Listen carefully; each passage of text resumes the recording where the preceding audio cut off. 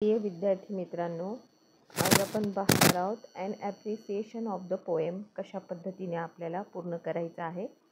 हा क्वेश्चन आपल्याला परीक्षेमध्ये 5 मार्काला विचारला जातो. त्यासाठी तुम्हाला अशा पद्धतीने पोएम येईल पॅसेजमध्ये आणि त्या पोएमचं टायटल तिथे ऑलरेडी दिलेलं असेल. पोएटचं नाव जे मोर्स, हे टायटल हे दिलेलं राहतं. तर हे तुम्हाला अर्ध्या मार्काला येत असतं. अर्ध्या मार्काला तुम्ही टायटल लिहिलं तर त्या ठिकाणी तुम्हाला अर्धा मार्क पडणार आहे. आणि पोएटचं नाव लिहिलं तर या ठिकाणी समजा इथे टायटलमध्ये तुम्ही अ टीनेजर्स प्रेयर लिहिलं, पोएटचं जे मोर्स असं नाव लिहिलं तर त्या ठिकाणी तुम्हाला 1 मार्क भेटणार आहे दोघांचा. आता राईम स्कीम तयार करण्यासाठी राईम स्कीमसाठी 1 मार्क राहणार आहे.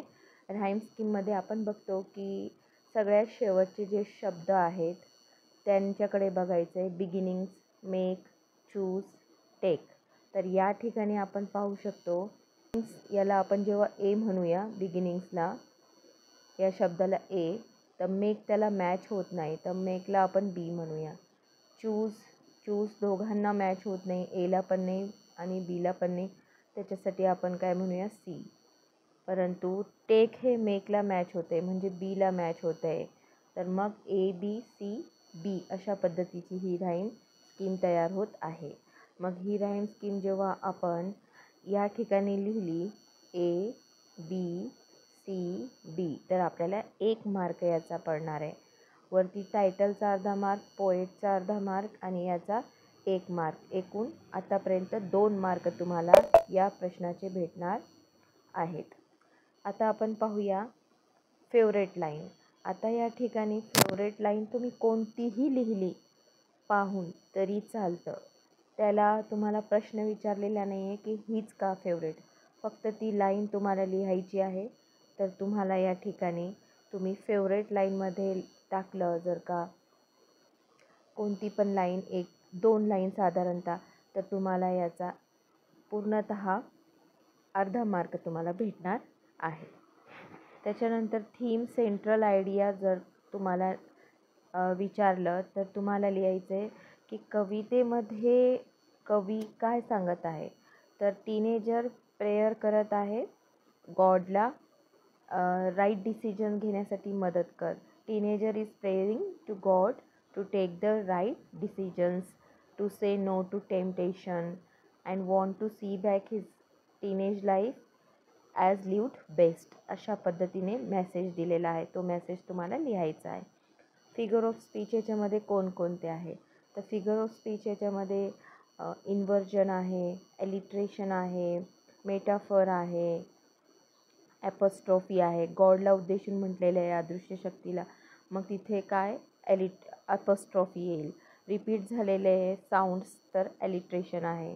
मग कंपॅरिझन आहे, डायरेक्ट म्हणून मेटाफर आहे. अशा पद्धतीने तुम्हाला त्या ठिकाणी फिगर ऑफ स्पीचची या ठिकाणी 2 ते 3 नावं टाकायची आहे.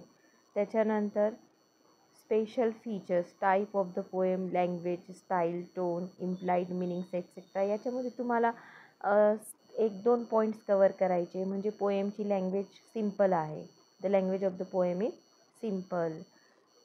त्याच्यानंतर type of the poem, poem is a prayer. अशा पद्धतीने why I like dislike the poem, why I like dislike the poem, तर तुम्हाला का आवडते किंवा आवडत नाही ही पोएम. तर तुम्ही असं लिहिलं I like this poem because the poem is very easy to understand and very meaningful. किंवा डिसलाईक तर I dislike this poem because I don't believe that someone helps us. I think we are the only responsible person for whatever happens in our life. अशा पद्धतीने तुम्ही तुमचं reason देऊ शकता. तर या पद्धतीने आपल्याला हा an appreciation of the poem प्रश्न सॉल्व करायचा असतो.